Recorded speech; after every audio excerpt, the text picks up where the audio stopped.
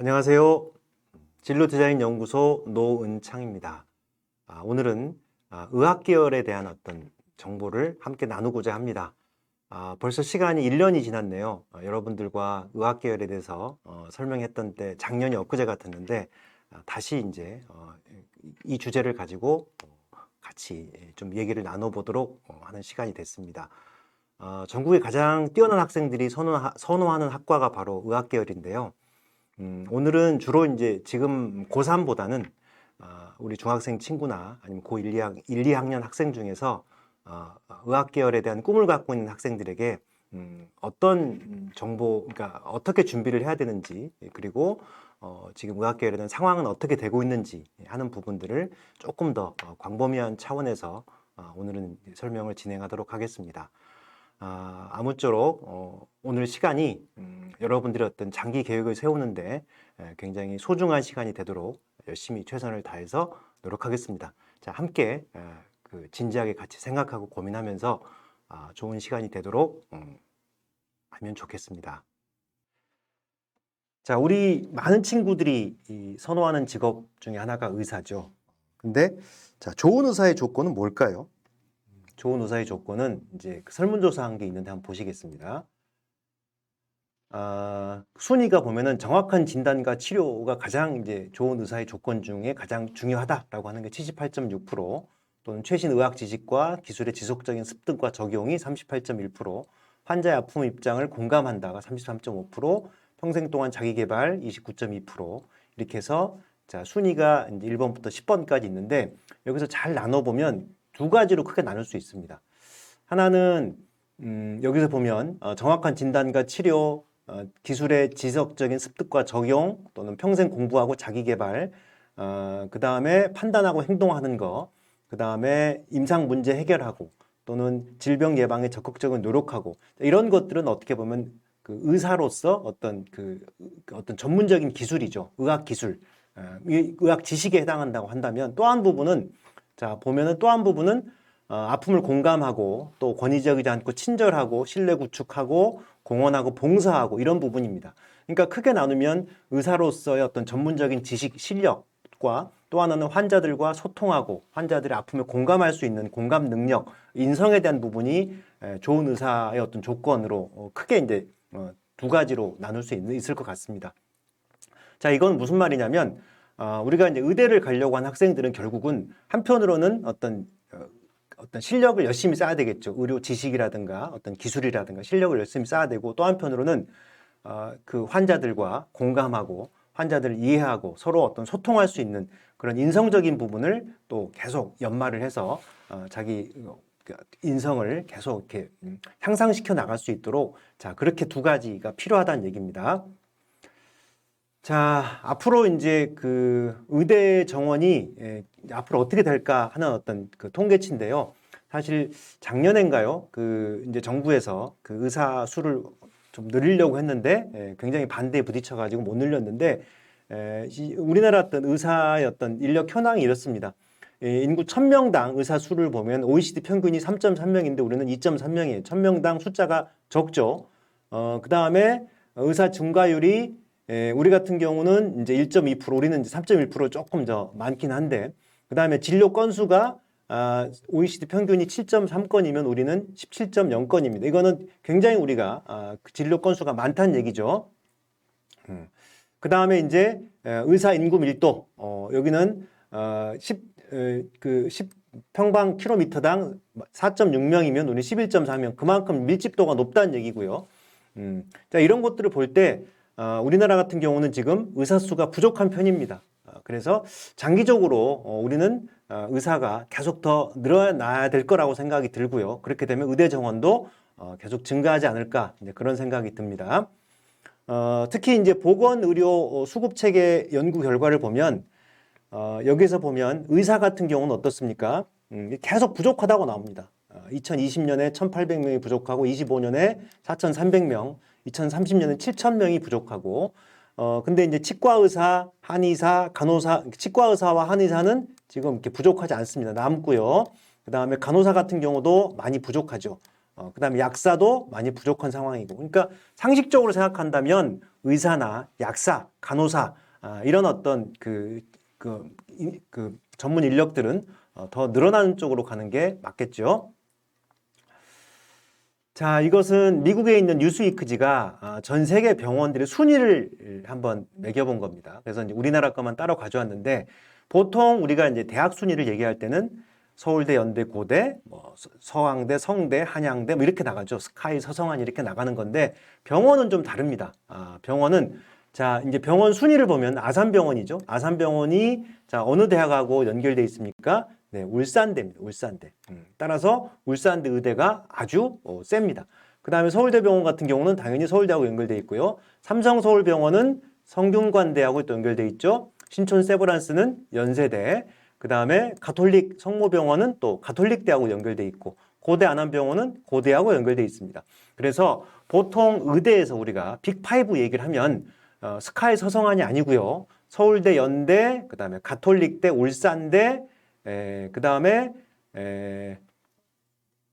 성균관대. 자, 이렇게 이제 보통이 이제 빅5로 들어가고 요즘은 이제 고대도 보면은 굉장히 그 커트라인이 거의 비슷하게 올라가 가지고 보통 이제 빅6 뭐 이렇게 얘기를 하기도 합니다. 그래서 파리가 아주대병원이고요. 그 다음에 경희대, 그 다음에 중앙대, 그 다음에 전남대, 인하대, 건국대 이런 순으로 쭉 내려갑니다. 그래서 자료를 쭉 보시고 전체적으로 어떤 병원들이 어떤 대학들하고 연결돼 있고 선호도, 순위는 어느 정도 되는구나 한번 파악을 해보시기 바랍니다. 자, 그래서 이제 그 의학학계를 가게 되면 정시로 갔을 때 우리가 백분위를 어느 정도 맞아야 되는지 하는 것들을 이번에 종로, 대성, 메가 연합 설명회를 하면서 자료집에서 나오는 내용인데 제가 가져와 봤습니다. 그래서 이걸 통해서 내가 정시로 의대를 가려면 어느 정도 수준의 점수를 받아야 되는구나. 그리고 학교별로 어느 정도 점수가 점수대에 해당하는구나 하는 것들을 이제 보기 위해서 한번 제가 가져와 봤습니다. 서울대 의학과는 298%입니다. 이게 무슨 말이냐면 영어는 지금 절대평가니까 빼고요. 국어, 수학, 탐구 세 과목을 100분위로 나누는 겁니다. 100분위면은 그 100분위를 298이면 세 과목이니까 국어, 영어, 탐구 100 하면은 290, 그러니까 합치면 300이죠. 이것을 이제 3으로 나눠보면 100분위로 나눠볼 수 있습니다. 298 같은 경우는 만약에 3으로 나누면은 이게 3으로 나누면 99.3%입니다. 그러니까 0.7% 안에 들어가야 서울대 의예과를 정시로 갈 수 있다는 그런 의미죠.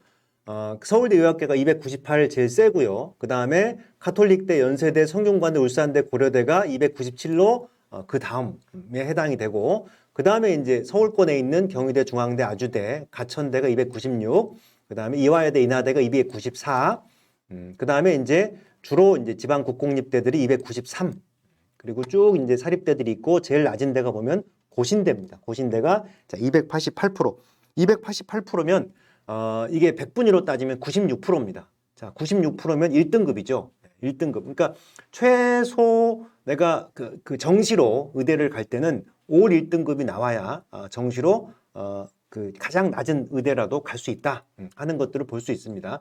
그리고 참고적으로 298이면요. 수능에서 국어에서 한 2문제 정도 틀려야 돼요. 2문제.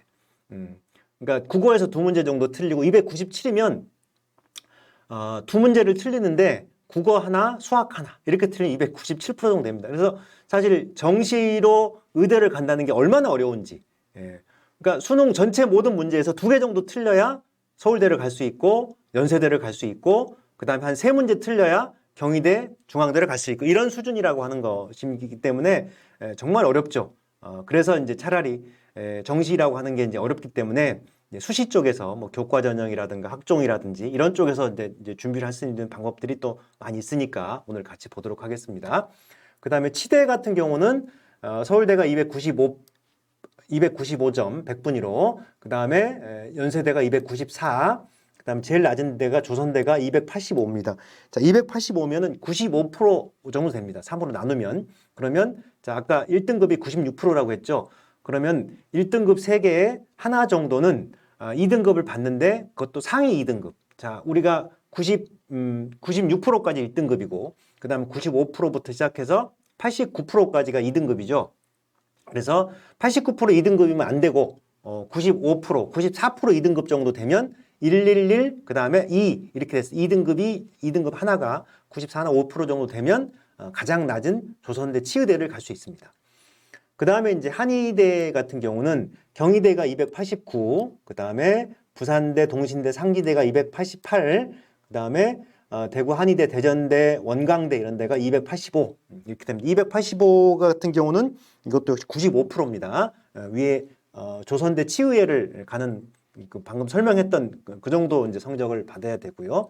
그 다음에 이제 수의대 같은 경우는 상대적으로 좀 낮습니다. 서울대가 292, 그 다음에 건국대가 288, 제일 낮은 이제 충북대, 전북대, 경상대가 281입니다. 281이면 한 93.6% 정도 됩니다. 93.6%면 1등급 3개, 2등급이 한 중반 정도에 되는 100분이 한 뭐 92% 정도의 2등급이 나와도 가능한 그런 성적이 되겠습니다.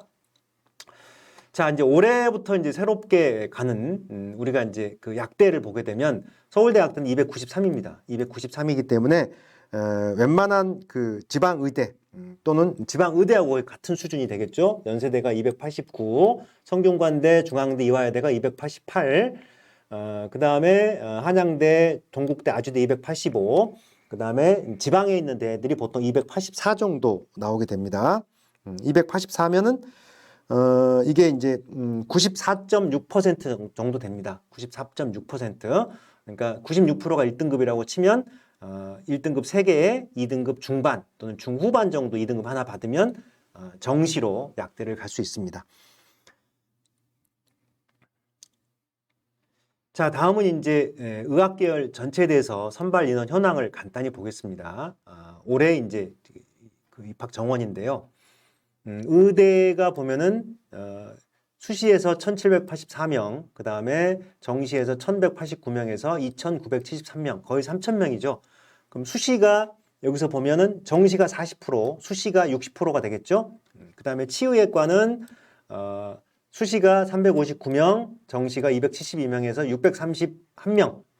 자, 치대는 전국에서 자, 11개 대학, 11개 치과대학이 있습니다. 그래서 치대 같은 경우 보면은 정시가 43%, 그 다음 수시가 67% 정도 되겠죠. 한의대는 수시가 432명, 정시가 293명에서 724명입니다. 한의대는 전국에 12개 대학이 있습니다. 그 다음 수의과 대학은 전국에 10개 대학이 있는데요. 수시가 307명, 정시가 190명 해서 전체가 497명입니다. 자, 여기다가 이제 약대가 들어가 있죠. 약대가 37개, 뒤에 이제 다시 설명하겠지만 37개 대학에서 1743명 정도 됩니다. 그러면 의학계열, 여기 의대, 치대, 한의대, 수의대, 약대까지 집어넣으면 한 6,600명 정도가 됩니다. 6,600명.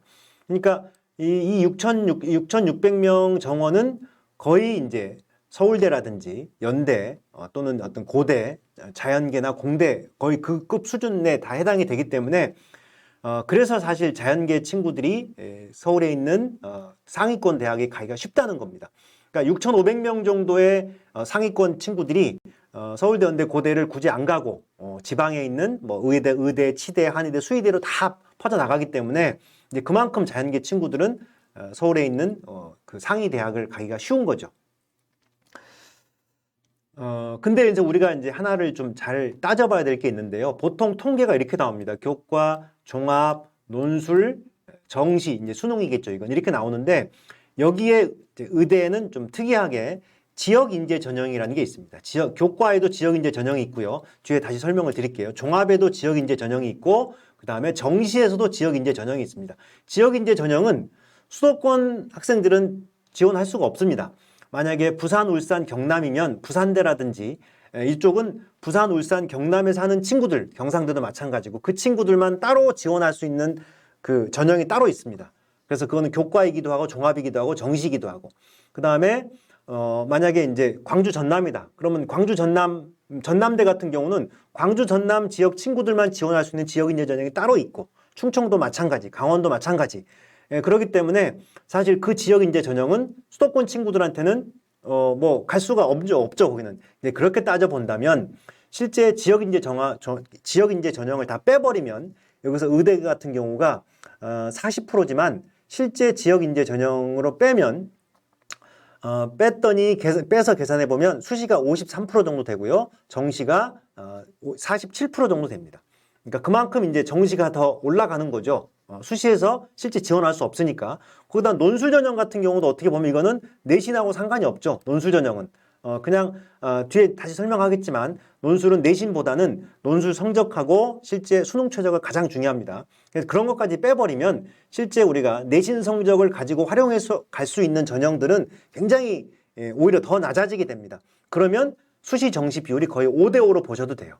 그만큼 이제 의예과도 마찬가지 치의회, 한의대, 수의회, 약대까지 다 쳐서 지역인재 전형을 빼버리면 실제 그 수시로 우리가 수도권에 있는 친구들이 지원할 수 있는 그 퍼센테이지가 그만큼 줄어듭니다. 그래서 수도권 학생 입장에서는 의대는 거의 5대5로 보시는 게 맞습니다. 수시 5, 그 다음에 정시 5. 절반으로 보셔야 됩니다. 자, 먼저 이제 의예과 먼저 살펴보겠습니다. 수시, 정시 전형별 모집 인원 현황 해가지고 이제 서울에 있는 37개 의대들이 수시와 정시에서 각각 어떻게 뽑는지 하는 것들을 쭉 이제 보여주고 있는 표입니다. 그래서 여기 수시에서는 1784명, 정시에서는 1189명인데 표면적으로는 6대4지만 지역인재를 빼버리고 수도권 학생 입장에서는 5대5 정도 된다라고 하는 것들을 잘 이제 보셔야 됩니다. 먼저 교과 전형 먼저 보겠습니다. 사실 교과 전형을 보게 되면 잘 보시면 서울에 있는 대학교가 별로 없습니다. 수도권으로 따지면 가천대, 그 다음에 쭉 내려가면 고려대, 쭉 가면 연세대, 그 다음에 여기 보면 인하대 정도 이제 인천에 있으니까 수도권으로 따지면 이 네 개만 이제 서울 수도권에 있는 대학이 교과 전형을 하고 나머지 대학들은 다 지방 대학들입니다. 그건 한번 잘 보셔야 되고요. 또 전형 방법이 어떤 강원대 같은 경우는 학생부 100으로만 합니다. 학생부 100에다가 수능 최저가 있는 학교. 그 다음에 또 어떤 학교는 면접을 보는 학교도 있습니다. 가천대는 교과 60에 면접 40이기 때문에 사실 생각해 보세요. 지원하는 학생들이 교과 성적은 거의 1등급 초반일 겁니다. 그러면 결국은 당락을 좌우하는 거는 면접이 되겠죠. 면접. 그 다음에 이제 물론 수능 최저는 당연히 맞아야 되고요. 아무리 내신이 좋고 면접을 잘 봐도 수능 최저를 못 맞추면 그냥 기본적인 자격 자체가 주어지지 않습니다. 그래서 일단은 수능 최저를 갖추고 그 다음에 이제 교과와 면접을 이제 봐야 되는데 그래서 어떤 학교는 수능 최저에 그냥 학생부만 기록하는 학교, 학생부만 반영하는 학교가 있고 또 면접을 반영하는 학교가 있고 또 어떤 학교 같은 경우는 또 이제 여기는 아예 수능 최저가 없는 학교도 있습니다. 수능 최저가 없는 학교. 그러니까 자기 어떤 내가 면접에 자신이 굉장히 없는 친구들 같은 경우는 면접 있는 학교는 좀 피해야 되겠죠. 오로지 학생부 교과 100 여기는 이제 비교과 활동은 안 들어가 있습니다. 오로지 내신 성적만 갖고 따지는 거죠. 내신 성적과 이제 수능 최저를 맞추는 겁니다. 물론 이제 세 개 영역 각 1등급이 사실 어마어마하죠. 국어, 영어, 수학 중에서 세 개가 1등급 받아야 되고 또는 뭐 세 개 합 4등급이다 그러면 111, 세 개 합 4등급은 112 맞아야 되겠죠. 그래서 사실 수능 최저를 맞추는 것도 쉽진 않지만 처음에 선생님이 설명했던 그 정시에서 만약에 서울대 의대를 간다. 아니면 뭐 연대 의대를 간다. 아니면 우리가 중앙대 의대를 간다라고 했을 때 정시 기준으로 따지면 그것에 비하면 이 수능 최저는 아주 어떻게 보면 좀 수월한 거죠. 거기는 어떻습니까? 수능 전체 문제에서 2개를 틀리냐, 3개를 틀리냐, 4개를 틀리냐 따져보면 가장 낮은 의대에도 한 수능 전체에서 7개 내지 8개를 틀려야 돼요. 그 이상 넘어가 버리면 안 됩니다. 근데 거기에 비하면 3개 영역 각 1등급이다. 그러면 하나 틀리는 1등급이 아니라 2개, 3개 틀려도 1등급 나올 수 있죠. 어려운 문제 같은 경우는. 그렇게 따지면 그 등급이 1등급이라고 하는 것은 정시에 비하면 아주 조건이 양호한 편입니다. 좀 수월한 편이에요. 그래서 이제 그런 면에서 수능보다는 수능으로 가지고 우리가 이제 대학을 가려면 또 가장 이제 무서운 학생들이 누굽니까? 재수생이죠. 재수생, 삼수생. 의대를 위해서 오로지 목표로 2년, 3년 열심히 공부한 친구들, 수능을 가지고 공부할 친구들에게 사실 재학생들이 같이 해보기는 굉장히 어렵습니다. 근데 그래서 이 수능 최저 기준을 활용한 교과 전형이나 학생부 종합 전형을 생각해 보는 게 훨씬 유리합니다. 특히 우리가 이제 정시가 그만큼 많이 늘었죠. 정시가 늘었습니다. 대신에 교과 전형은 조금 늘고 반대로 학생부 종합 전형이 좀 줄었습니다. 자, 그런 것들이 어떻게 보면 일반고 학생들한테는 굉장히 유리한 지점이 돼버렸어요. 사실 일반고 같은 경우는 학생부 종합이 많다라고 했을 때 비교과를 챙기기가 그렇게 쉽지 않습니다. 근데 오히려 이제 일반고 친구들은 이제 학생부 교과 전형은 비교과를 보지 않고 오로지 내신만 보기 때문에 정말 열심히 노력해서 내신 따고 수능 최저를 맞추면 그만큼 이제 본인들이 원하는 대학에 갈 수 있는 확률이 높아지는 거죠. 물론 아까도 얘기했지만 서울에 있는 많은 대학들은 없습니다. 여기에 가천대, 고려대, 연세대, 인하대 정도가 있고 특히 이제 인하대를 만약에 일반고에서 수능 최저학력 기준이 이제 연세대는 없는데 만약에 간다라고 하면 실제 통계해 보면 일반고의 어떤 거의 그 절반 이상의 그러니까 들어간 친구들의 어떤 절반 이상의 성적이 1.00 그러니까 1.0 몇입니다. 1.03, 1.04 이 정도. 절반 정도가. 그럼 나머지는 어떻습니까? 1.1, 1.2 이렇게 되겠죠. 고대 같은 경우도 거의 1.1이나 1.2 정도. 그러니까 일반고에서 기본적으로 여기 있는 대학을 교과 전형으로 간다라고 했을 때 정말 그거는 아주 최상위의 내신, 거의 올 1의 내신을 받아야 가능합니다. 그러니까 그 정도 조건이 되면 또 얼마든지 갈 수 있는 조건이 되기 때문에 하고 지방대 같은 경우는 이제 교과 전형이라고 하더라도 1등급 중반, 후반 정도 해도 충분히 가능합니다. 특히 이제 지방대 같은 경우 중요한 거는 수능 최저죠. 아무리 내신이 좋아도 수능 최저가 이게 만만치 않습니다. 만만치 않기 때문에 여러분들이 의대를 생각하는 친구들은 그 따로 뭐 그 보통 이제 학생부 종합전형 같은 경우는 그 수능 최저가 없는 경우가 많지만 의대를 생각하는 친구들은 내신도 열심히 해야 되고 그 다음에 수능 공부도 열심히 해서 최저도 잘 맞출 수 있도록 준비를 잘 해야 됩니다. 자, 다음 학생부 종합전형인데요. 학생부 종합전형 같은 경우는 주로 이제 그 수도권이 많이 있죠. 서울에. 학생부 교과 전형이 1등급 초반 또는 1등급 1.5 중반 이내에 들어와야 된다고 한다면 학생부 종합 전형은 1등급 때 정도면 가능합니다. 물론 이제 수능 최저가 없는 대학들이 있습니다.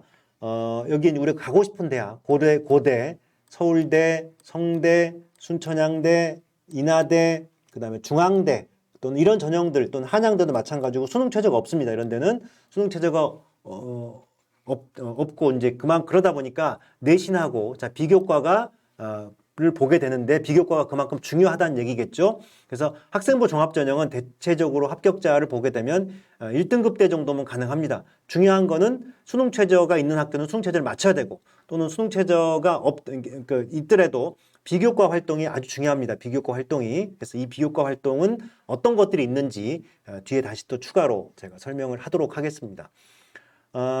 여기 이제 학생부 종합전형도 서류만 보는 학교가 있습니다. 이런 데는 이제 면접이 없죠. 면접이 없고 그냥 서류만 이화여대도 마찬가지고 경북대도 그렇고 이런 학교는 또 이제 중앙대 탐구형 인재 전형도 면접이라든가 다른 거 보지 않고 수능 최저도 없고 그냥 서류만 봅니다. 이런 학교가 있고 대부분 학교는 2단계 전형이죠. 서류를 먼저 접수하고 그 다음에 이제 면접을 보고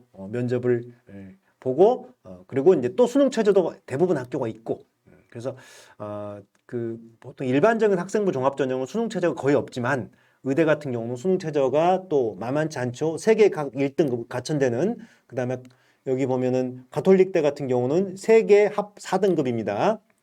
세계 합 4등급. 그러면은 112 이렇게 맞아야 되는 거고 경북대 같은 경우는 세계 합 3, 111 맞아야 된다는 거고 경희대 같은 경우는 세계 합 4.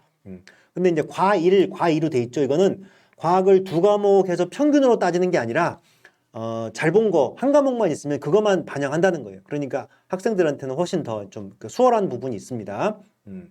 자, 이렇게 해서 이제 학생부 종합전형의 여러 가지 이제 학교마다 자기 특징이 있기 때문에 그 여러분들의 어떤 그 특징에 따라서 어느 학교를 선택할 건지 하는 것들을 잘 보셔야 되고 또 여러분들이 가고 싶은 대학이 있으면 거기 전형에 맞춰서 미리미리 잘 준비를 해야 됩니다.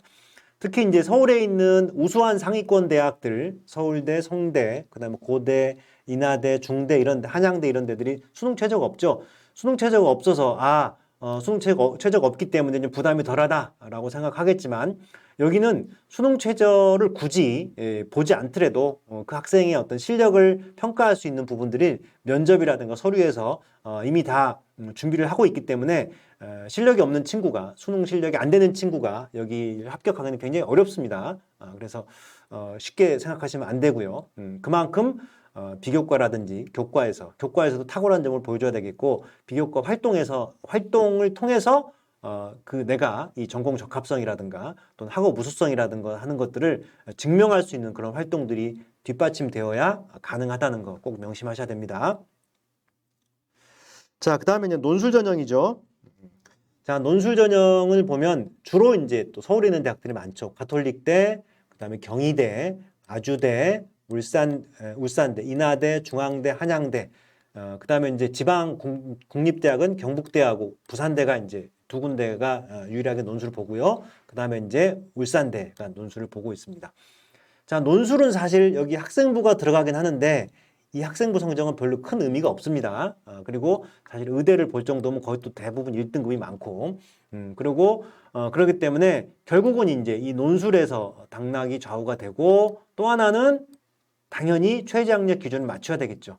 최저학력 기준이 역시 세계합 4등급 또는 세계 3등급, 세계합 4등급에서 거의 한 2개 이상은 최소한 1등급 2개 받고 2등급 하나 정도는 반드시 확보를 해야 자, 의대 논술에 지원이 가능합니다.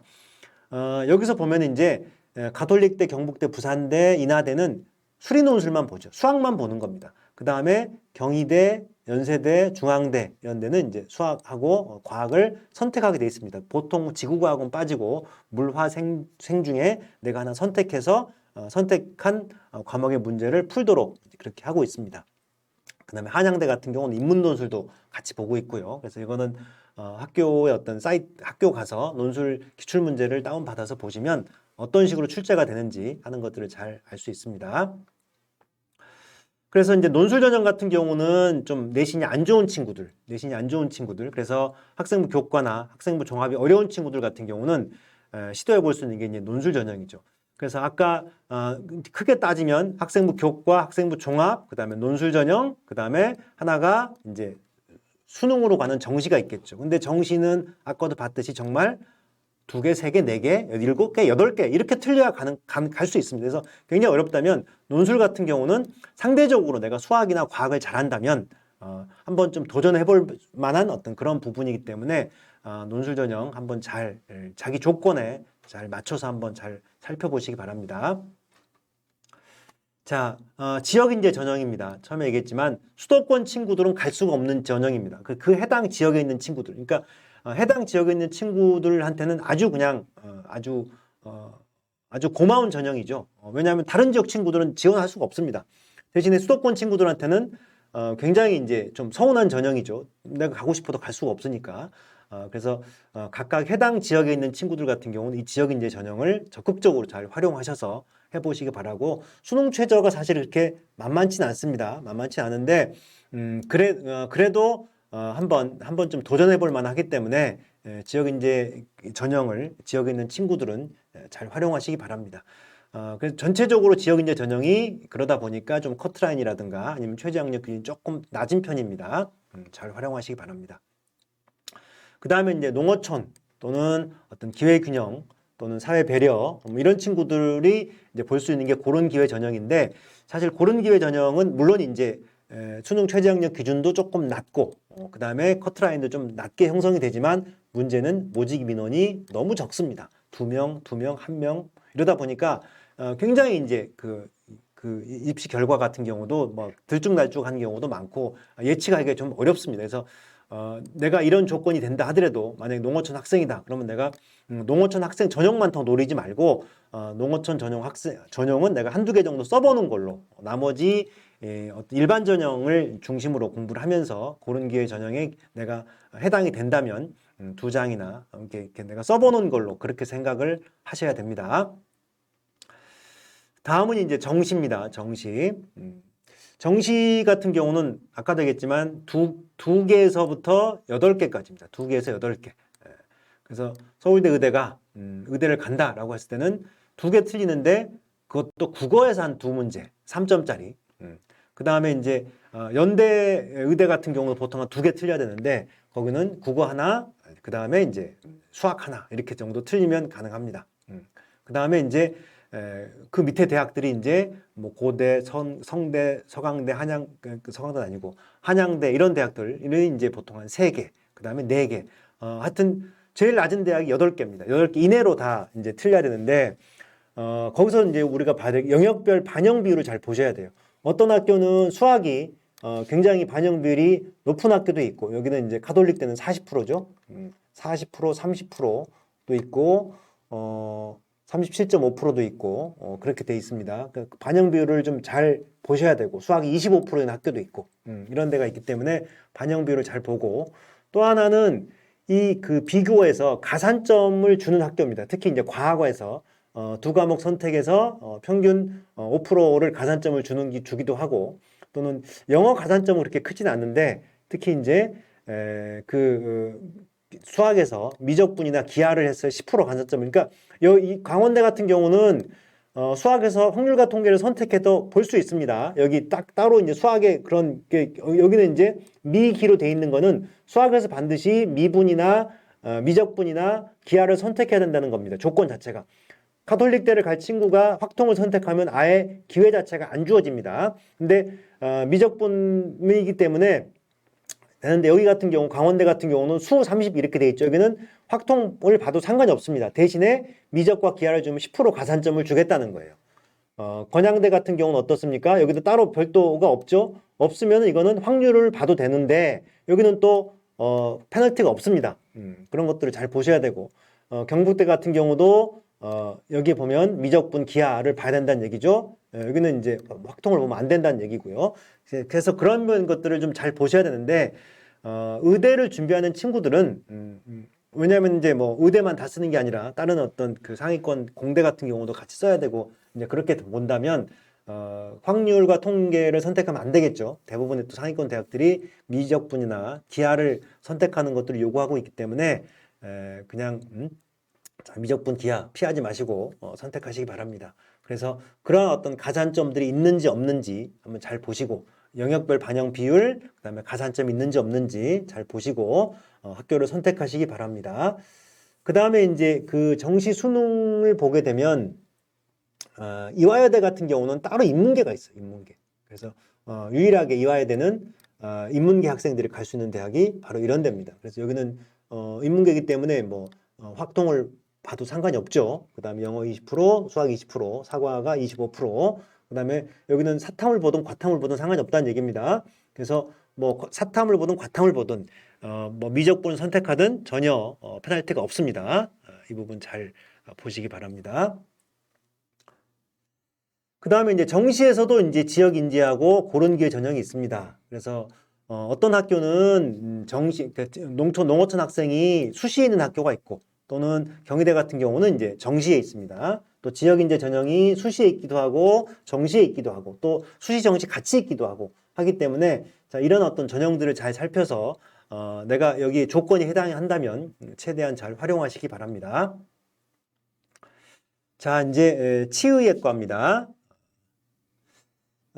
치의학과는 11개 대학이죠. 11개 대학이고 서울에는 경희대, 서울대, 연세대 3개 대학이 있고 각 지역별로 있는데 특히 또 전라도 쪽에 많습니다. 광주, 전남대, 조선대, 원광대, 전북대 전라도 쪽에 4개가 있죠. 그렇게 해서 전체적으로 630명을 뽑는데 수시가 359명, 정시가 272명 자, 이렇게 돼 있습니다. 학생부 교과 전형 지금 이제 앞으로 뭐 교과 전형, 학생부 종합 전형, 그 다음에 뭐 수능, 지역 인재 전형들은 의예과를 제가 설명할 때 했던 부분들 이제 참조하시면 다 같이 적용해 보시면 됩니다.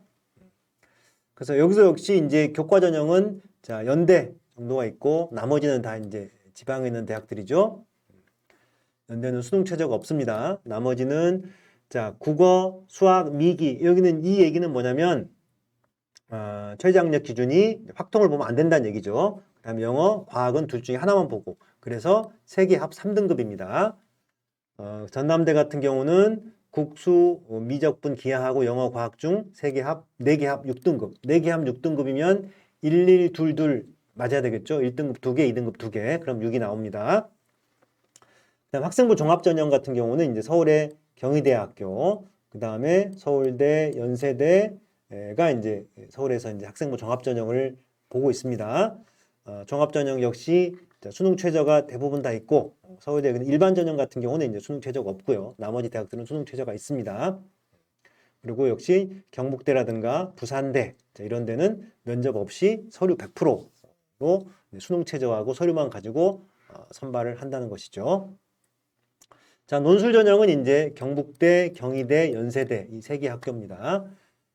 세 개 학교에서 수능 최저 역시 이제 세계 합 3 또는 세계 합 4. 그래서 아주 높죠. 특이하게 연대는 수능 최저가 없습니다. 그래서 연대는 또 학생부도 안 뽑고 오로지 논술 대기죠. 그래서 아까 연대는 수학하고 과학을 본다고 했죠. 정말 수학과 과학의 귀신들이 다 이제 볼 수 있는 전형이 바로 이 전형입니다. 수능 최저도 없고 국어, 영어 막 9등급 맞아도 상관없습니다. 정말 내가 수학, 과학을 잘한다. 그러면 연세대 논술로 갈 수 있습니다. 그다음 논술 역시 수리 논술, 경북대, 그 다음에 과학 선택하는 게 경희대, 연세대 그렇게 보시면 되고 지역인재 전형 치과대학은 꽤 많습니다. 113명을 이제 지역인재 전형으로 뽑는데 이 지역에 해당하는 학생들 잘 활용하시기 바랍니다. 자, 고른기회 전형도 한 15명 뽑는데 아까도 얘기했지만 인원이 너무 적습니다. 그래서 이것만 갖고는 어렵고 그러니까 그 고른기회 전형만 목표로 해서는 안 되고 일반 전형을 목표로 하면서 조건이 되는 친구들은 한두 장 정도를 고른기회 전형에 써보도록 하시기 바랍니다. 자, 정시에 이제 수능 위주의 정시가 있는데 아까도 얘기했지만 반영 비율이 어떻게 되는지, 그 다음에 가산점이 어떻게 되는지, 그 다음에 주로 이제 뭐 그거 보면 되겠죠. 그거 보시고 잘 판단하시기 바랍니다.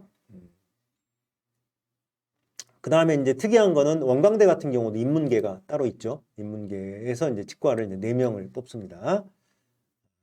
그 다음에 이제 고른기회 전형 한번 잘 보시기 바라고요.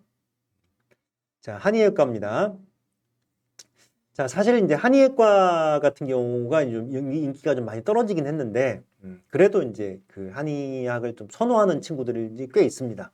그래서 한의학 같은 경우는 굉장히 이제 일반 의학하고 많이 다릅니다. 일반 의학하고 많이 다르기 때문에 보통 이제 일반 의학은 이제 그 일반 의학에서 이렇게 그 보는 어떤 사람의 몸에 대한 관점들이 한의학에 대해서는 많이 다릅니다. 그래서 한의학에서는 뭐 기라든가 음양 오행이라든가 이런 얘기를 하죠. 그래서 한의학을 준비하는 학생들은 꼭 이제 그런 어떤 나름의 다른 어떤 세계관, 다른 체계, 과학 체계를 꼭 이해해야 되는데 그런 것들에 대해서 미리 좀 공부를 하고 가셔야 됩니다. 수시를 보는 친구들은 당연히 이제 그 관련 서적들도 읽어보고 또 그런 개념들을 미리 파악하고 가는데 정시를 보는 친구들은 그렇지 않은 경우가 많습니다. 그래서 학교 가서 굉장히 이제 그 황당한 경우가 많이 벌어지더라고요. 전혀 듣도 못하는 어떤 그런 것들을 새로 들으면서 아주 이해를 못하고 결국은 이제 학교를 제대로 못 다니는 경우도 많이 봤습니다. 그래서 한의대를 갈 친구들은 한의학이라고 하는 게 어떻게 구성되어 있고 어떤 식의 어떤 세계관, 사람의 몸을 바라보는 관점이 어떤 건지 그 특징들을 좀 잘 이해하시기 바랍니다. 한의대는 총 12개 대학이 있죠. 서울의 경희대, 그 다음에 경기 가천대, 그리고 나머지는 다 이제 지역에 있습니다. 그래서 수시에서 420명, 정시에서 298명, 그래서 총 724명을 모집합니다. 이제 특이한 건 뭐냐면 경희대처럼 인문하고 자연하고 아예 나누는 학교가 있고요. 나누는 학교. 그럼 여기는 인문은 인문계끼리 경쟁하는 거고 자연은 자연계끼리 경쟁을 하겠죠. 그 다음에 이제 인자라고 하는 것은 인문이나 자연이나 구분하지 않겠다는 거예요.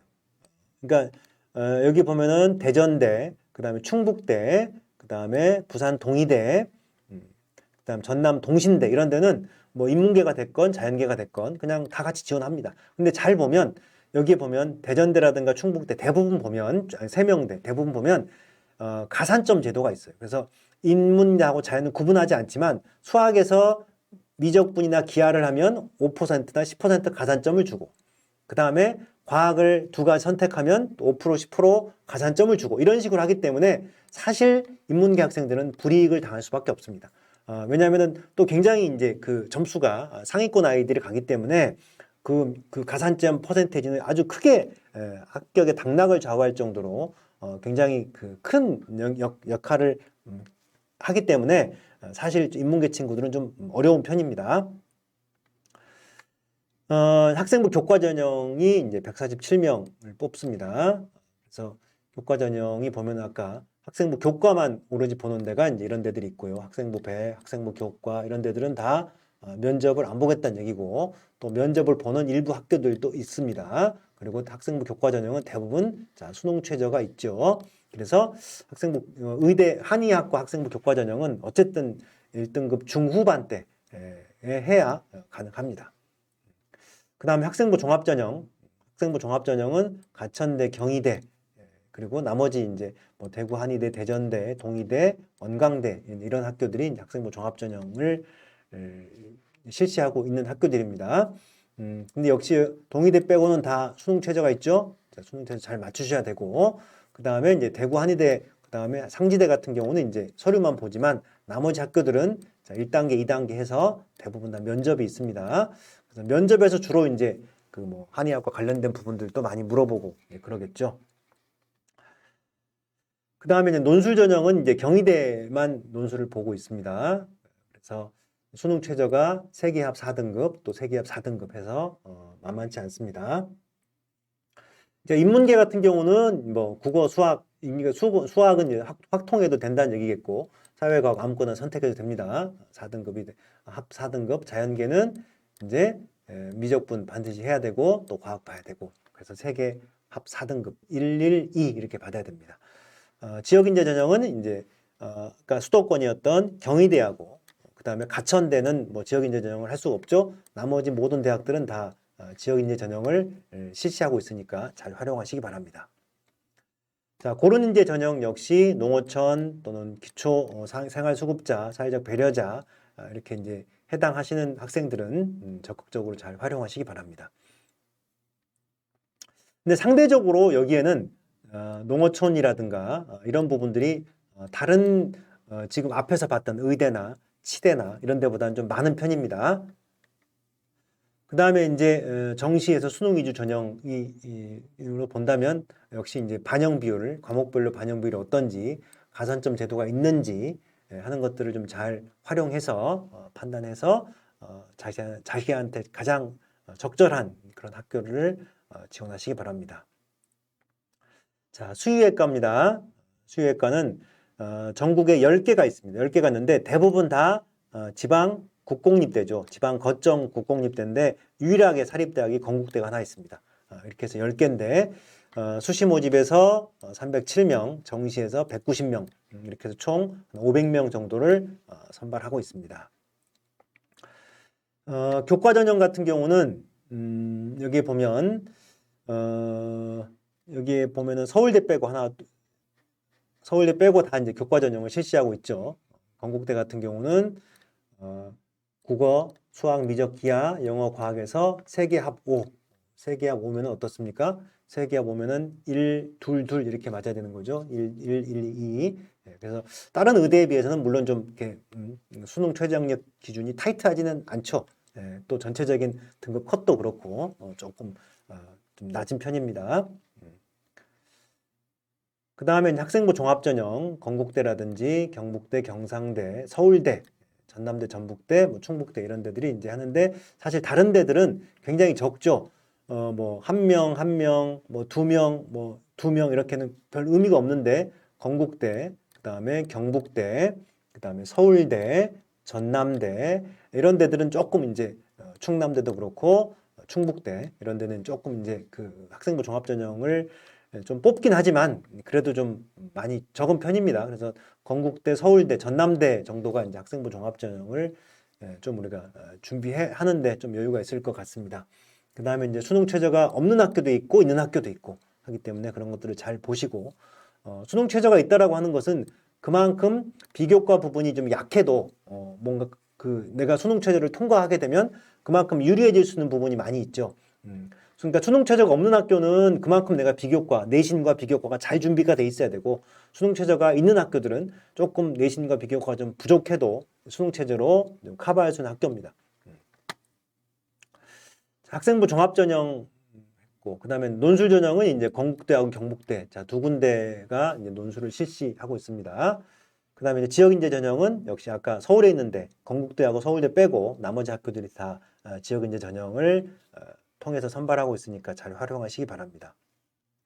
자, 고른 기회 전형도 역시 마찬가지인데 이쪽은 역시 이제 많습니다. 특히 농어촌 쪽에 수의학과다 보니까 건국대가 6명, 그다음에 경상대 4명, 그다음에 충남대 2명, 그다음에 서울대 4명 이렇게 해서 다른 의학 계열에 비해서는 조금 농어촌 전형 또는 고른 기회 전형이 많은 편에 속합니다.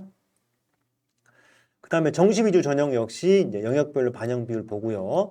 특히 이제 가산점이 어떻게 주어지고 있는지 한번 잘 활용해 보시기 바라고, 지역인재 전형은 강원대하고 충남대 두 군데 대학에서 지역인재 전형으로 선발을 하고 있습니다. 자, 약학대학입니다. 자, 약학대학 2022학년도 올해 이제 가장 이제 그 큰 영향을 미칠 하나의 이제 변화 중에 하나입니다. 그동안에는 우리가 2+6 해서 그냥 생물학과나 화학과나 관련 학과를 2년 다니고, 그리고 이제 피트라고 하는 약학대학 전문 시험을 보고 약대로 갔습니다.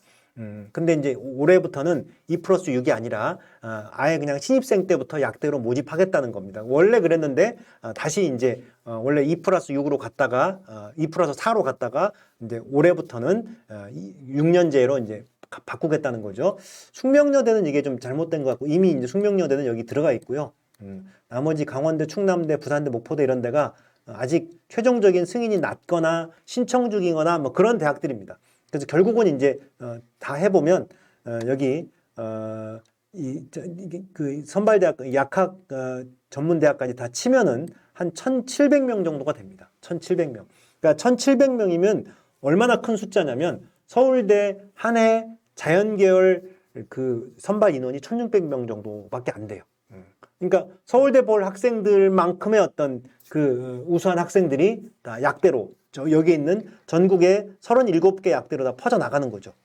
그래서 이건 역시 이제 아까도 처음에 말씀드렸듯이 그만큼 이제 서울에 있는 4년대 우수한 4년제 대학을 자연계 학생들이 가기가 쉬운 그런 구조가 돼 있습니다. 그래서 이 약대는 결국은 상위권 대학의 자연계열 또는 공대 쪽에도 영향을 미칠 거고, 뭐 그쪽을 지원할 친구들이 이제 약대 쪽으로 갈 거니까, 그 다음에 의대, 치대, 한의대 역시 영향을 미칠 겁니다. 그래서 서울에 있는 우수한 어떤 그 대학, 그러니까 상위권 대학의 약대들은 오히려 지방 의대보다 커트라인이 높죠. 이제 그렇기 때문에 그 친구들이 이제 약대를 갈 수도 있고 의대를 갈 수도 있고 하다 보니까 전체적으로 그 이공계 어떤 상위권의 큰 변수로 떠오르는 게 지금 약대 모집입니다.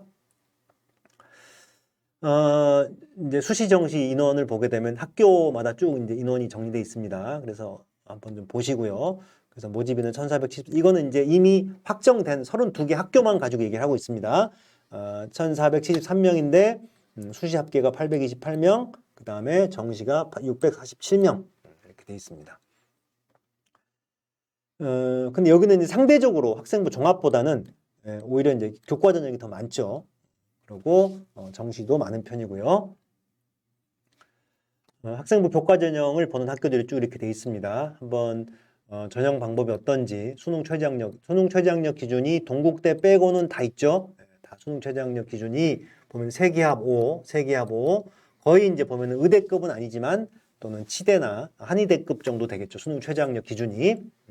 그다음 전형 방법도 면접을 보는 학교들이 좀 종종 있습니다. 그래서 그런 학교들을 좀 파악을 하시고, 내가 면접이 자신이 있거나 했을 때는 아무래도 이제 면접이 있는 학교를 보는 게 유리할 거고, 이제 그렇지 않은 경우는 이제 교과 100%만 해서 수능 체제를 맞추면 되는 어떤 학교들을 선택하면 되겠죠. 학생부 종합 전형을 보게 되면 전형 방법이 대부분 다 2단계입니다. 2단계로 되어 있고, 성균관대처럼 서류 100, 이화여대처럼 서류 100, 충북대, 그다음에 이제 한양대 이런 데는 서류 100으로만 보고 또 수능 최저가 있는 학교가 있고 없는 학교가 있습니다. 그래서 그런 것들도 좀 잘 감안해서 나한테 유리한 전형을 잘 찾도록 하시고요. 또 하나는 이제 재밌는 거는 이화여대 같은 경우는 여기 약학과가 있고 미래산업 약학과가 있습니다. 그 약학과는 기존의 다른 약학과처럼 그 약에 대해서 어떤 공부하는 그런 과라면 미래산업 약학과는 이 뭐라고 그럴까 약간 그 약 산업 이게 약학 산업 약학의 비즈니스 자 이런 쪽으로 좀 글로벌화 시켜서 그 약을 어떤 제약을 뭐 유통하고 이런 관련 쪽입니다. 그래서 여기는 이제 인문계도 가능해요. 미래산업약학과는 그래서 이 부분 한번 잘 보시고요. 그 다음에 이제 충북대는 보면은 충북대는 약학과하고 제약학과가 따로 있고 그 다음에 한 군데가 계명대네요. 계명대가 약학과하고 제약학과인데 똑같습니다. 그 거의 배우는 과정도 똑같고 또 어떤 자격이 주어지는 건 똑같기 때문에 이제 감안하시고 이대 같은 경우만 좀 차별화돼 있으니까 좀 감안해서 보시기 바랍니다. 그 다음에 이제 논술 전형은 경희대, 고려대 세종, 동국대, 성균관대, 연세대, 중앙대 이런 데가 이제 논술을 보고 있습니다.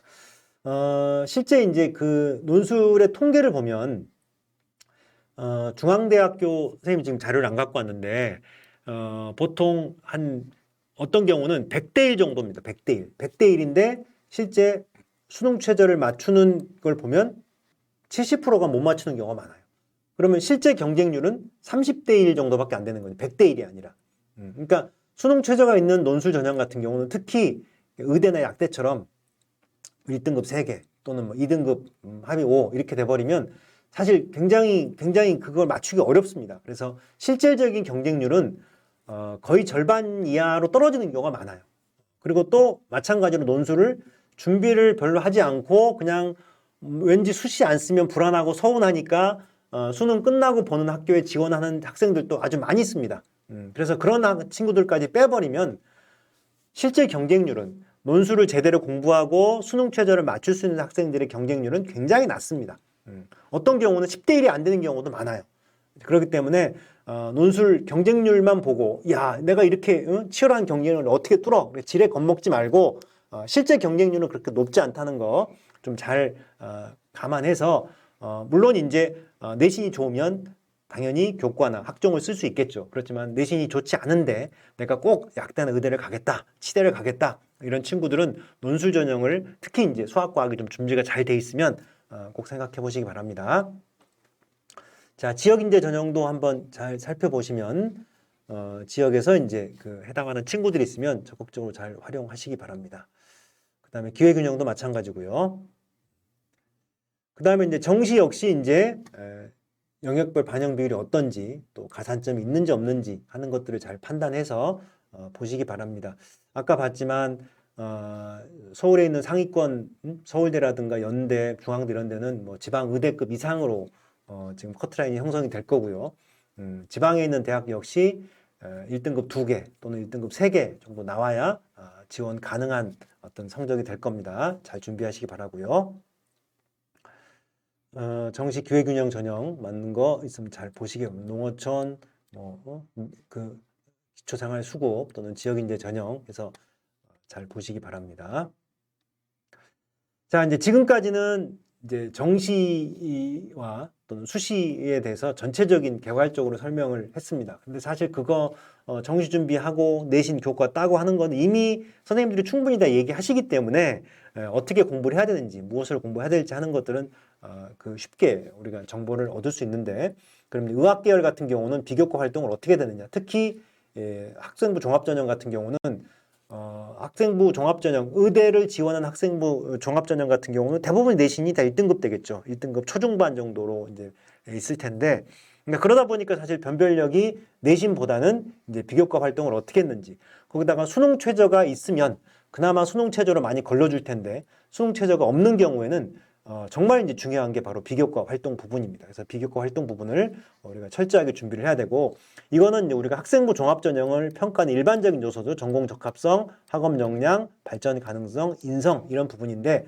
자 의대를 한번 좀 집중적으로 보겠습니다. 자, 경희대학 의과대학 교육 목표 및 전략입니다. 이거는 다른 대학도 이제 마찬가지일 거라고 봅니다. 하나는 실력이고 하나는 인성입니다. 우리 선생님 앞부분에서 좋은 의사가 되는 조건이 크게 따지면 두 가지였죠. 의사로서의 실력, 전문성, 또 하나는 인성, 환자들을 이해하고 공감할 수 있는, 소통할 수 있는 능력, 그 두 가지로 크게 나눠지는데 결국 의대에서도 교육 목표가 그런 겁니다. 자, 실력 육성이죠. 이제 환자 중심의 의사소통을 하는 의료인. 그러니까 의사소통은 의사한테는 그게 인성을 넘어서 굉장히 중요한 기술이에요. 왜냐면 환자를 통해서 뭔가 그 환자의 아픈 부위라든가 이런 것들을 캐치해내기 위해서는 의사소통할 수 있는 능력이 굉장히 중요한 거죠. 그래서 의사소통 능력, 그다음에 최적의 진료를 제공하는 의료인, 이거는 기본 의학 지식, 기술을 습득해서 과학적 근거를 바탕으로 최적의 진료 제공 및 미래 의료 환경에 대응하도록 교육한다. 그다음에 자기주도 학습 능력을 갖춘 의료인, 그다음에 창의성 있는 연구 능력을 가진 의료인. 자, 이런 것들이 대부분 보면 의사로서의 어떤 지식, 전문성, 기술 이런 것들이죠. 이번에 이제 우리가 코로나 바이러스에도 봤듯이 계속 이게 병이라고 하는 게 이렇게 새롭게 막 나오는 것들이 이제 앞으로 계속 많아지지 않겠습니까? 또 새로운 환자들, 새로운 유형의 막 병도 나타날 거고. 이제 그러다 보면 계속 자기주도적인 학습 능력과 또는 창의성이고 연구 능력이 있는 이런 것들이 의료인한테는 굉장히 중요한 자질이라고 보는 거죠. 그래서 이제 그러한 어떤 실력을 육성하기 위해서 중요한 어떤 그러한 부분들이 교육 목표가 돼 있고, 또 하나는 이제 직업 윤리 의식을 가진 의료인, 사회 봉사하는 의료인, 동료와 협력하는 의료인 해가지고 주로 인성 함양과 관련된 부분들을 이제 대학에서 집중적으로 배웁니다. 자, 거꾸로 생각한다면 대학에서 뽑으려고 하는 학생은 어떤 학생이죠? 두 가지를 보겠죠. 이런 어떤 실력이 있는, 실력이지만 단지 그냥 내신만 아주 출중한 그런 실력이 아니라 자기주도적인 능력과 또 창의성이 있는 연구 능력을 갖고 있는 그런 학생들을 뽑으려고 하겠죠. 그 다음에 또 하나는 그냥 공부만 잘하는 학생이 아니라 직업 윤리의식 또는 동료와 협력하는 공감 능력, 또 사회 봉사하는 의료인, 이런 것들을 갖추고 있는 인성을 갖춘 학생들을 뽑으려고 하겠죠. 그러면은 결국은 의대를 가려고 하는 우리 학생들은 이 두 가지를 같이 가야 됩니다. 그래서 내신 성적만이 아니라 어떤 자기가 갖고 있는 호기심을 가지고 스스로 문제를 파악해서 해결해 나가려고 하는 주체적이고 적극적인 자기주도적인 학습 역량을 보여주는 학생과, 또 하나는 친구들과 함께 하면서 어려운 사람 도와주고 또는 어떤 봉사하고 헌신하고 사람들을 잘 이해하고 공감할 수 있는 그런 능력, 그러한 활동들이 얼마나 돼 있는지 하는 것들을 보는 그런 부분이기 때문에 우리는 두 가지에 맞춰서 준비를 잘 해야 될 것입니다. 그리고 이러한 부분들은 얼마든지 우리가 학교생활기록부, 세부능력 특기사항이라든지 진로활동이라든지 하는 부분에 충분히 다 반영될 수 있도록 할 수 있습니다. 물론 먼저 이런 활동을 하는 게 중요하겠지만 최종적으로는 이게 학교생활기록부에 기록이 돼야 되겠죠. 기록이 안 되면 뭐 대학에서는 알 수가 없는 일이기 때문에, 그래서 이제 그런 부분에 있어서 몇 가지 사례를 좀 보도록 하겠습니다. 자, 자기주도 학습 사례죠. 자기주도. 여기서 보면 이제 그 자기소개서를 이제 제가 가져왔는데, 여기서 보면 이제 그 모든 공부의 시작, 자기주도 학습의 시작은 호기심입니다. 궁금한 게 있고, 내가 뭘 배웠는데 그걸 배우고 배운 것을 암기하고 외우는 것으로 끝나는 게 아니라, 그걸 가지고 호기심을 가지고 또 새로운 문제를 찾아보고 그게 왜 그런지 알아보고 그러면서 자기가 원하는 어떤 공부들을 계속 해 나가는 이제 그런 것들이 가장 기본적인 그 자기주도 학습 태도라고 하는 거죠. 여기서 보면은 전자 위치를 표시했는데 왜 전자는 시간에 따라 위치와 운동량을 정확히 측정할 수 없는지 궁금했고 오비탈 함수가 어떤 식으로 도출되는지 알아보고 싶었다. 이게 이제 호기심이죠. 이런 궁금증을 해결해서 물리툴을 자습했다. 자, 여기는 이 친구는 물툴을 배우지 않았는데 혼자 이제 자습을 했다는 거죠. 이런 것들이 이제 학교에서 수업 시간에 배우는 내용만 공부하는 게 아니라 자기가 스스로 필요하면 찾아서 하는 공부, 자기 주도적인 그런 학습 태도를 보여주겠죠. 이제 그렇게 해서 이런 이유들을 또 알게 됐고, 또 양자역학을 배우면서 이런 획기적인 이론이 어떤 과정이 생겼는지 또 궁금해서 이런 것들을 또 찾아보고 공부하고 이런 것들입니다. 자, 이러한 어떤 평상시 학습 태도들이 이제 세부 능력 특기 사항이라든가 아니면 동아리 활동이라든가 진로 활동 속에 이제 한 내용들이 이제 근거로 기록이 돼야 되겠죠.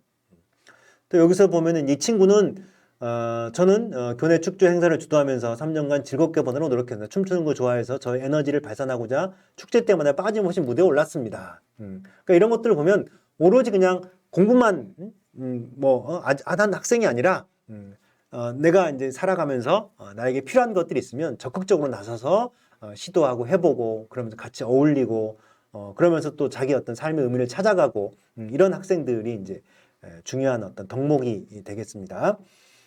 또 보면은 이제 학교에서 어떤 실험을 했는데 학교에 있는 저울로는 일반적으로는 측정이 불가능했다고 합니다. 그래서 이제 그 여기서 이제 포기하지 않고 MBL로 기체 발생량을 측정하는 실험을 다시 또 설계했고, 근데 이제 학교에는 이 센서가 없었습니다. 그래서 다시 포기하지 않고 상수 농도를 질량으로 변환한 후 수소와 산소 질량 비교 일대판을 이용해서 실험을 다시 설계하는 과정. 이렇게 어떤 어려운 점이 있을 때 그냥 안주하고 포기하고 하는 게 아니라 그것을 극복해내고 역경을 딛고 일어서려고 하는 그러한 또 모습들이 어떤 의료인으로서 중요한 덕목입니다. 그래서 그러한 부분들이 충분히 드러날 수 있도록 하고 결국은 우리가 평상시 활동하는 과정 속에서 그러한 어떤 활동들, 그러한 자세, 태도 이런 것들이 이제 의대를 준비할 학생들이 갖춰야 될 태도가 되겠죠.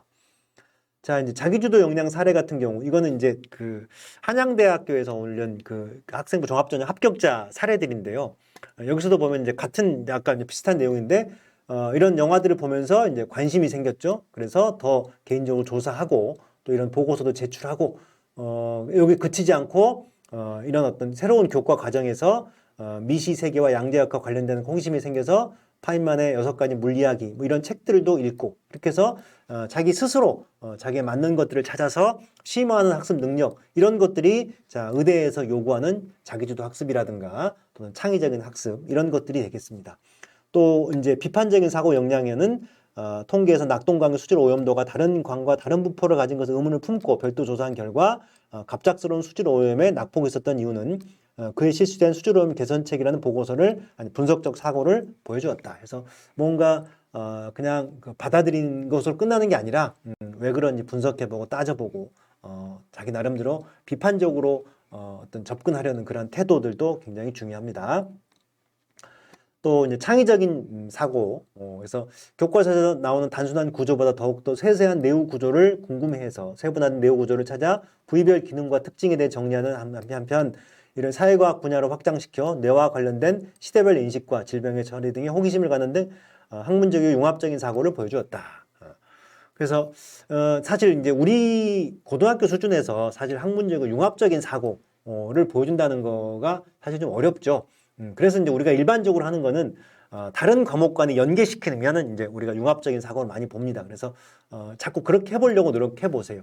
그 화학이나 생물 시간에 배웠던 내용들을 사회 시간에 연결을 시켜본다든지 또는 과학 시간에 배웠던 거를 수학하고 연결을 시켜본다든지 또 사회 시간에 배웠던 거를 국어하고 연결시켜본다든지 자 그런 것들이 굉장히 창의적인 사고에 우리가 높이 이렇게 그 가산점을 주는 부분입니다. 그래서 근데 또 자꾸 그런 식으로 학생들이 배운 내용들을 활용해서 확장시켜 보려고 열심히 노력하시기 바랍니다.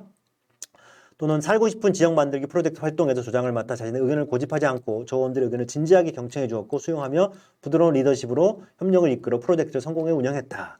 그래서 이렇게 서로 소통하고 협력하고 하는 부분들이죠. 그리고 이제 또 하나는 어쩌다 보니까 이제 봉사활동에는 특기사항을 이제 적지를 않게 되죠.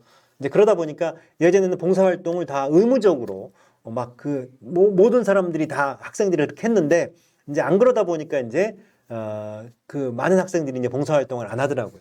근데 선생님 생각에는 봉사활동을 뭐 예전처럼 막 그렇게 많이 할 필요는 없지만 한 달에 한 번, 한 달에 2번 정도는 정말 실제 우리가 봉사할 수 있는 장애인 복지관이나 또는 그 아동들을 어떤 대상으로 학습을 하거나 하는 곳에 가서 정말 봉사하면서 사람들과 소통하고 느끼고 그리고 그 속에서 그런 것들을 가지고 수업과 연계시켜서 보고서를 쓴다든지 얼마든지 가능합니다. 지루 활동도 마찬가지고요.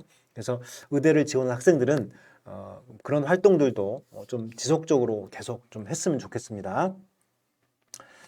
자, 이제 끝으로 의대는 면접이 중요합니다. 아까도 얘기했지만 그 실력, 성적뿐만이 아니라 이 친구가 어떤 소양을 갖고 있는지, 어떤 윤리의식을 갖고 있는지 하는 것들이 이제 의대에서는 중요합니다. 이제 그런 소양이 갖춰진 학생들을 뽑으려고 하겠죠. 근데 그거는 성적과 점수로 나타날 수 있는 부분이 아니기 때문에 그래서 면접에서 확인하려고 많이 하고 그 중에 하나가 다중미니 면접입니다. 참고로 의대 같은 경우는 정시를 보더라도 면접을 보는 학교가 많이 있습니다. 아까 이제 그렇게 그 의사로서 어떤 자질을 갖춘 학생들을 뽑고자 이제 그렇게 하겠죠. 그 중에 하나가 의대 면접 중에 다중미니 면접입니다. 이거는 다중미니 말 그대로 보통 이제 이게 지금은 이제 코로나 때문에 많이 줄었지만 코로나 전에는 방을 5개 내지는 6개 방을 들어갑니다. 그러면 각 방당 5분씩, 4분씩 이렇게 짧게 들어가서 여기서 이제 보통 여기서 말하고 있는 비인지적 역량, 그러니까 어떤 윤리의식 또는 사명감, 책임감 이런 것들은 우리가 인지적으로 어떻게 성적으로 표현할 수가 없잖아요. 그래서 그런 것들을 물어보는 면접이 이제 다중미니 면접입니다. 그래서 짧은 시간이지만 굉장히 어떤 그 윤리적인 어떤 판단이라든가 또는 어떤 자기 어떤 가치관을 볼 수 있는 그런 부분이라든가 이런 것들을 가지고 이제 평가하는 어떤 면접인데 지금은 이제 서울대, 성대, 건대, 카톨릭, 동아대, 아주대, 인제대, 한림대, 울산대, 연세대 등이 MMI 면접 방식을 실행하는데 이건 아마 점차 더 늘어날 것 같습니다. 그래서 한 번쯤 의대 MMI 면접이 어떤 건지 기출문제도 한번 보시고 문제가 어떻게 나오는지를 보시면 평상시에 의사로서 이 비인지적인 역량이라고 하는 게 어떤 거고 어떤 걸 평가하려고 하는 거고 어떤 식으로 또 평가를 하고 있구나라고 하는 것들을 좀 우리가 파악을 할 수 있고 그러면 평상시에 내가 어떻게 준비를 해야 되는지 하는 것들을 미리 대비할 수 있습니다. 자, 이런 것들을 가지고 그 의대 면접, 특히 다중미니 면접 잘 준비하시기 바랍니다. 자, 설명 잘 들으셨습니까? 시간이 굉장히 짧은 시간 안에 전체적으로 의대, 그 다음에 뭐 치대, 한의대, 수의대, 약대 이렇게까지 다 이제 한꺼번에 보려다 보니까 굉장히 이제 뭐 주마간산식으로 한번 훑고 지나갔습니다. 자, 이걸 통해서 전체적으로 의학 계열이 어떤 식으로 지금 구성되어 있고 또 어떤 준비를 해야 될지 하는 부분에 대해서는 약간의 어떤 그 힌트는 좀 얻으셨을 거라고 생각이 되고요. 조금 더 이제 더 구체적인 정보가 필요하신 분들은 학교 홈페이지에 들어가서 확인하시고 홈페이지에 가서 학교에 또 직접 문의도 해보시고 그렇게 해서 정보를 얻어서 미리미리 잘 준비하시기 바랍니다. 예, 감사합니다.